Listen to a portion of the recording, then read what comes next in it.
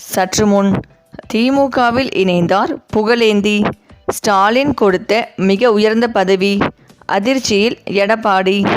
அதாவது அதிமுகவின் பொதுச் செயலாளர் யார் என்ற கேள்விக்கு பதில் அளித்த புகழேந்தி, அதிமுகவில் நான் தான் பொதுச் செயலாளர் என்று எடப்பாடி பழனிசாமி கூறி வருகிறார்.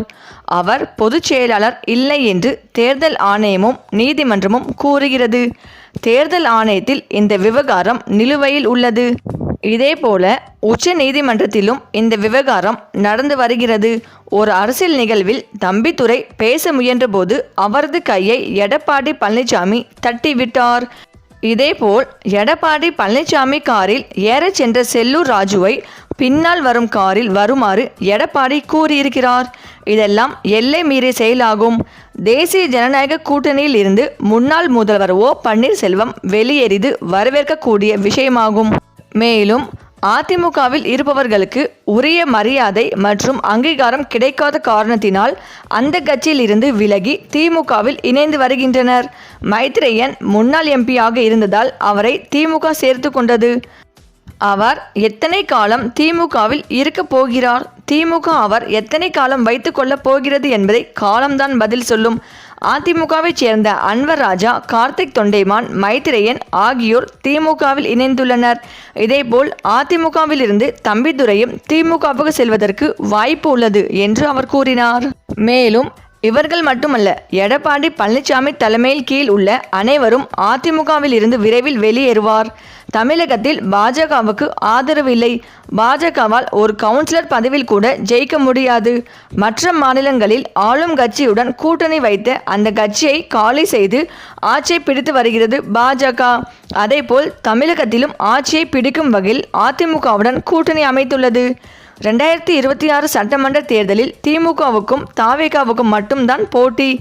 அதிமுகவால் 10% ஓட்டு கூட வாங்க முடியாது. இதில் நாம் தமிழர் கட்சி 3வது இடத்திலும் அதிமுக 4வது இடத்துக்கும் சென்றுவிடும் என்று அவர் கூறினார். அன்வர் ராஜா மற்றும் மைத்ரேயன் ஆகியோர் கட்சியில் பதவி கிடைக்குமா என்பதை நோக்கிதான் திமுகவுக்கு சென்றுள்ளனர். அதிமுகவில் அவர்கள் நம்பிக்கை இழந்ததால் இந்த முடிவை எடுத்துள்ளனர். எடப்பாடி பழனிசாமி ஏதாவது ஒரு தேர்தலில் தனித்து போட்டியிட்டு வெற்றி பெற வேண்டும். அப்படி அவர் வெற்றி பெற்றால்தான் அதிமுகவை சேர்ந்தவர்கள் என்று கூற வேண்டும். ஈரோடு இடைத்தேர்தலில் அதிமுக தோல்வியை சந்தித்தது. இதனால் மற்றொரு இடைத்தேர்தலில் போட்டியிடாமல் பின்வாங்கியது. அதிமுக உரிமை மீட்பு குழுவை பன்னீர்செல்வம் கலைத்துவிட்டு தொகுதிகள் வாரியாக சுற்றுப்பயணம் மேற்கொள்ள வேண்டும். 2026 சட்டமன்ற தேர்தலில் 234 தொகுதிகளிலும் வேட்பாளர்களை நிறுத்தி போட்டியிட வேண்டும். முன்னதாக மக்களை சந்தித்து தாம் பட்ட அவமானம், பாஜகவால் ஏற்பட்ட அவமானம் ஆகியவற்றை மக்களிடம் எடுத்துச் சொல்ல வேண்டும். இதில் முக்கியமாக எடப்பாடி பழனிசாமி ஒரு துரோகி என்று தோலுரித்து காட்ட வேண்டும் என்றும் அவர் தெரிவித்துள்ளார். இந்த நிலையில்தான் சட்டமன்ற தேர்தலுக்கு இன்னும் 10 மாதங்கள் இருக்கும் சூழ்நிலையில் அதிமுகவில் உள்ள முக்கிய புள்ளிகள் தொடர்ந்து திமுகவில் இணைந்து வருவது எடப்பாடிக்கு மிகப்பெரிய பின்னடைவை ஏற்படுத்தி வருகிறது. இதனால் எடப்பாடியின் தோல்வி உறுதி செய்யப்பட்டுள்ளது. அந்த அதிமுகவின் முக்கிய புள்ளி ஏற்கனவே அதிமுகவை விட்டு விலகியது புகழேந்தி தற்போது திமுகவில் இணைய உள்ளதாகவும், இதற்காக திமுக அமைச்சரிடம் ரகசிய பேச்சுவார்த்தை நடத்தி இருக்கிறார் எனவும் சொல்லப்பட்டு வருகிறது.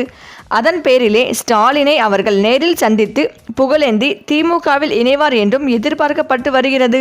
இந்த தகவல் அதிமுக தலைமையான எடப்பாடி அவர்களையும் OPS அவர்களையும் பேரதிர்ச்சி அடைய வைத்து வருகிறது. சரி, இந்த வீடியோ பற்றிய உங்கள் கருத்துக்களை கமெண்ட்ல சொல்லுங்க.